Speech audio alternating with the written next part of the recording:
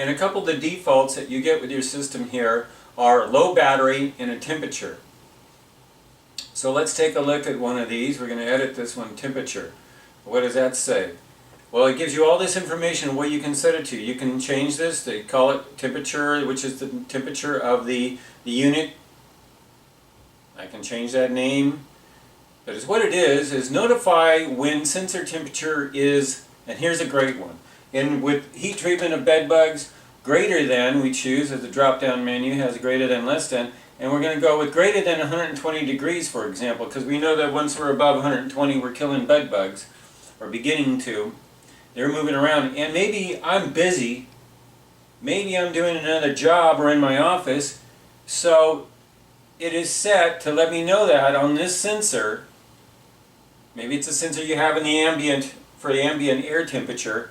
It's hanging around in the middle of the room, and it's going to let me know that through when I assign it to what device. So it's letting me know on these devices here. We're going to go back, and then we save it, and it's going to let me know we have a choice of either email or a text message.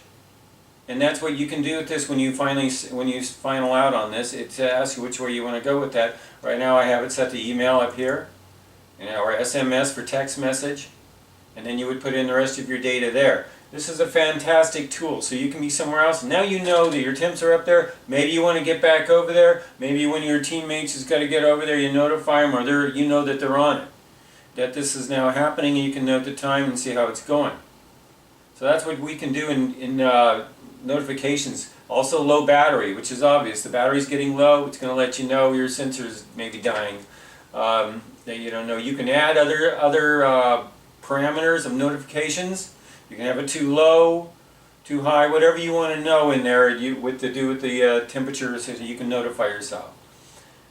Then as you go down, you can take a look at the rest of this. We have reports that you want to know, your notifications sent, account report, your battery health, your access log, and whatever you want to do, and you can do that within this. This part is easy. So I gave you an overview, and this is the overview of your system. Mainly remember that when you're setting, that you have to wait for a check-in, or that you have to do a manual reset yourself. Anyway, that's my biggest tips. This system is fantastic, and we've been green running here the full time. So even this one, that when I change the parameter on it, we'll go to edit to 30 minutes. Well, it's checked in. The little red mark's off. It's doing it all by itself. The main thing to understand is just when you power up, do it in the order that you have your software up. You've logged in. You have your gateway all green lights. Now you're going to turn on your sensors, your wireless sensors. And then you're going to let it do a reset, and you're going to let it check in. That's my tips and an overview of the whole system. That's all there is to it. From that point on, you're up and running and doing work with the GreenTech iTemp online wireless sensors. Okay, gang, just a couple of quick pointers on just basically how you would deploy these. Each of these units comes with 3 feet of a thermocouple measuring line. Basically it's all in one with the sensor on the end. This can be dangled in the air, and it can be measuring the ambient air temperature or inside of an object, or in this case, as an example, you have a mattress. I have one over here that's going between the mattress and the box spring, but of course in heat treatment you want to separate your box spring and mattresses so the airflow goes under there, but I'll still measure under it. Even though it's raised, I want to measure, I want to know what that underneath in between temperature is getting between my mattress and box spring, a critical one. Maybe I have some blankets, I want to put something under it.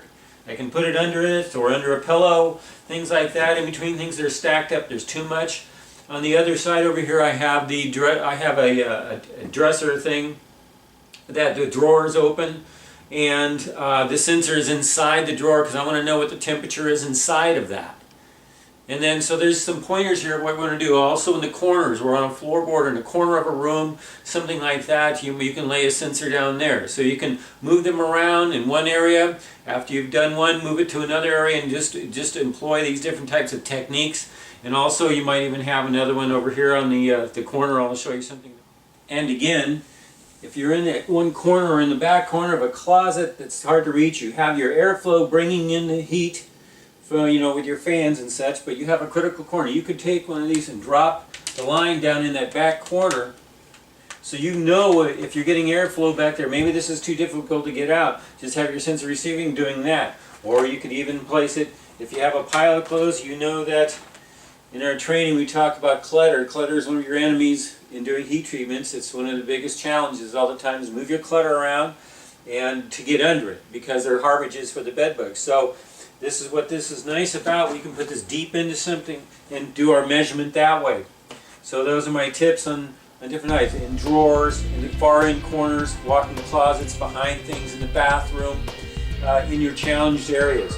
Put your sensor, drop it down there, and take your reading outside.